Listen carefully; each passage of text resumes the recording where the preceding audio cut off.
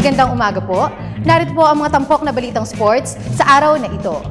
Patuloy pa rin sa paghakot ng gintong medalya ang National Capital Region sa ika-4 na araw ng Palarong Pambansa 2014. Nakatutok sa Palarong Pambansa ang PTV Sports Team at narito ang report ni Snow Badwa mula sa Santa Cruz, Laguna. Nagpamalas ng lakas ang National Capital Region sa 4th day of Athletics Wars dito sa Laguna Sports Complex Track and Field Oval sa Santa Cruz. 4 na ginto ang inangkin ng Big City athletes, bagay na nagpalakas sa kanilang tsansa na maagaw ang overall title mula sa reigning champion Western Visayas. Pinakamakinang sa NCR side si San Sebastian stalwart Jomar Udtohan na nagsumite ng record-breaking run na 10.8 seconds sa finals ng Century Dash para sa Boys' Secondary Division.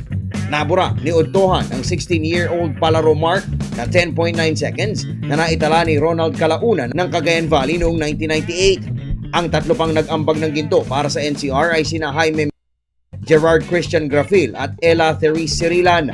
Pinagharian ni Mejia ang secondary boys' 400-meter hurdles, nang ibabaw si Grafil sa elementary boys' 400-meter hurdles, habang nag-reyna naman si Cirilan sa elementary girls' 400-meter hurdles. Samantala, patuloy na umuukit naman ang pangalan sa swimming competitions si NCR star Maurice Ilustre. 3 gold medals ang hinakot ni Ilustre sa elementary boys' division at ang mga ito ay ang 200-meter butterfly, 400-meter freestyle at 400-meter medley relay. Samantala, tumatayo namang most bemedaled athlete so far si Mary Queen Ibanez ng Ilocos Region sa paghakot nito ng 5 ginto sa archery competitions. Ito ay ng kanyang pagreynahan ang 30 meters, 40 meters, 50 meters, 60 meters at single fita ng girls' secondary competitions. Para sa PTV Sports, Snow Badwa, Santa Cruz, Laguna.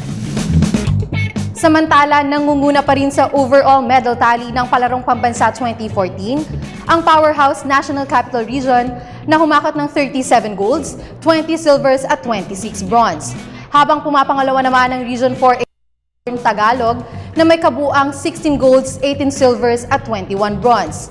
Nasa ikatlong pwesto naman ang Region 6 o Western Visayas sa kanilang 15 golds, 11 silvers at 15 bronze.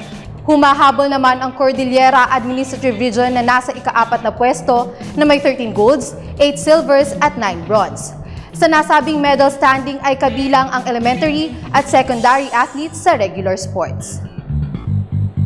At yan po ang mga pinakahuling kaganapan sa Palarong Pambansa 2014. Ako po si Hazel Ansalubon para sa Good Morning Boss.